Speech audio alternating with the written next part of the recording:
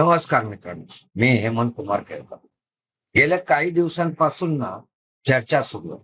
ती म्हणजे ठाकरे यांच्या शिवसेनेबद्दल आणि मी आज त्याच बद्दल बोलणार. मित्रांनो, बाळासाहेबांनी शिवसेना उभी केली, पण आज ती शिवसेना कुठे आहे असा प्रश्न अनेकांना पडला. हो, अनेक कार्यकर्त्यांना देखील पडला. उद्धव ठाकरे यांनी काँग्रेस सोबतची युती केली ही त्यांची सर्वात मोठी राजकीय चूक मानली जाते. उद्धव ठाकरे यांनी बाळासाहेबांचे विचार सोडले असे आरोप लोकांकडनं केले गेलेत.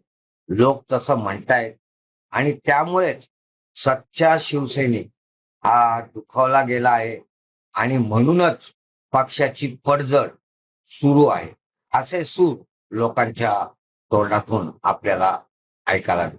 याच सोबत जर आपण बोलायचं झालं एकनाथ शिंदे यांच्याबद्दल, तर अनेक लोक एकनाथ शिंदे यांच्यावर टीका करतात. पण मग प्रश्न येतो, जनतेने आता झालेल्या सर्व निवडणुकीत त्यांनाच पसंती का दिली? हे कोण बघतंय का? तर हे कोणीच बघत नाही. एकनाथ शिंदे यांनी बाळासाहेबांचे विचार पुढे नेले आणि हेच त्यांच्या यशाचे मुख्य कारण आहे असं लोक म्हणतायत. तर त्यांनी पुढे नेले नाहीत, गद्दारी केली असे काही लोक म्हणताना आपल्याला दिसतात.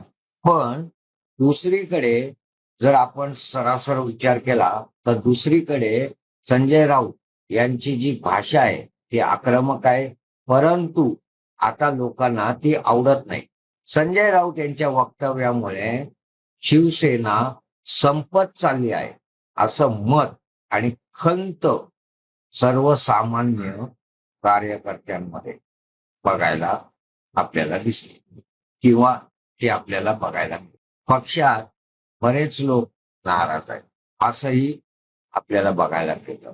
एकंदरीत बातम्या पाहिल्या तर ठाकरेंच्या शिवसेनेत शिस्तीचा अभाव दिसतो. सोबतच नेत्यांना भेटायला, मोठ्या नेत्यांना भेटायला वेळ मिळत नाही. काम करण्यासाठी पुरेसा निधी नाही.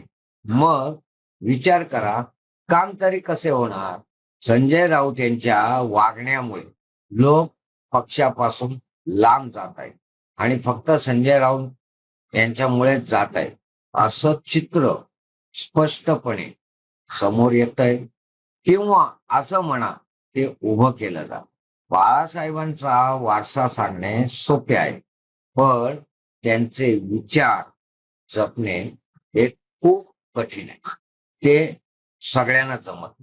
आता उद्धव ठाकरे यांच्यासोबत किती लोक टिकून राहतात हे पाहणे आपल्याला महत्वाचं आहे.